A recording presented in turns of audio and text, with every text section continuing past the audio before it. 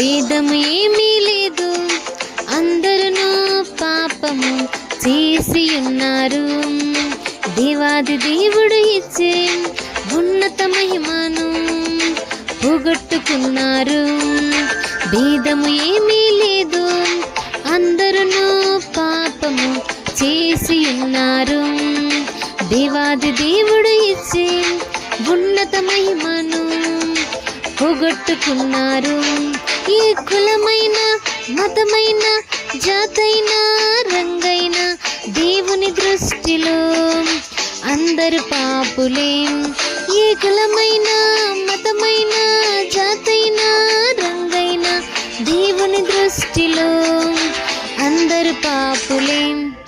భేదము ఏమీ లేదు, అందరూ పాపము చేసి ఉన్నారు.